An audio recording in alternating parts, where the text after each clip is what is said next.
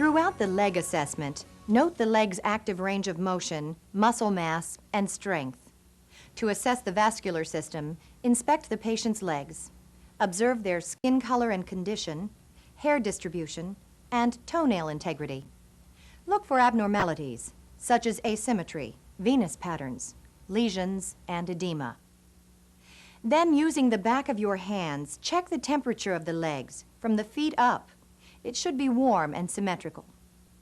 Now, flex the patient's knee and compress the calf muscle against the tibia. Release the pressure and then dorsiflex the patient's foot. Neither action should cause pain. Next, palpate the peripheral pulses in the legs.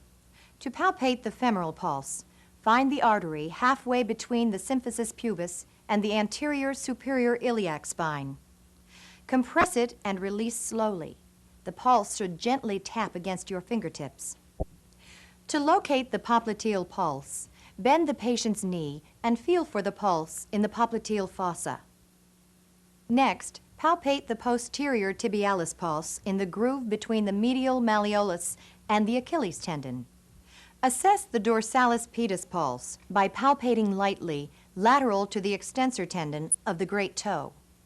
Check for edema by pressing over the tibia or medial malleolus for 5 seconds and then releasing the pressure. Normally, finger pressure does not leave an indentation or pit. If it does, grade the pitting on a scale from +1 for mild pitting to +4 for severe pitting. Continue to assess the legs by evaluating their sensory function. As you did when you tested the sensory function of the arms, assess the patient's legs for light touch sensation, pain sensation, temperature sensation, vibration sensation, and position sensation. Next, test the patient's motor function by assessing his deep tendon reflexes. First, test the quadriceps reflex. Have the patient sit up with his legs relaxed and dangling over the edge of the exam table. Place one hand above the knee. Then tap his patellar tendon with the reflex hammer. The lower leg should extend and the quadriceps should contract. Next, test the Achilles reflex. Have the patient bend his knee, rotate his hip outward, and dorsiflex his foot slightly. Then tap the Achilles tendon with the reflex hammer. The normal response is plantar flexion. Finally, test the plantar or Babinski reflex. To do this, stroke the lateral aspect of the sole of the foot from the heel upward. The normal response is plantar flexion with no toe fanning or great toe dorsiflexion. If any of the patient's reflexes are hyperactive, check for clonus, an abnormal pattern of rapidly alternating involuntary muscle contraction and relaxation.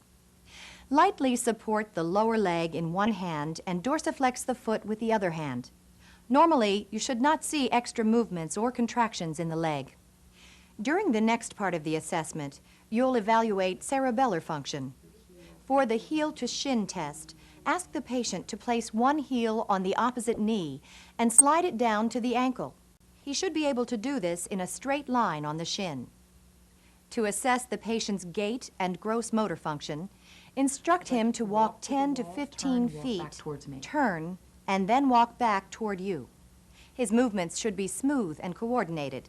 His arms should swing freely, and he should turn without losing his balance. Now perform the Romberg test. Have the patient stand with his feet together, his arms at his sides, and his eyes closed. Standing close to him, observe him for 20 seconds. He may sway slightly, but should not lose his balance. This simple test assesses the acoustic nerve, position sense, cerebellar function, and muscle strength. To assess tandem walking, have the patient walk heel to toe in a straight line.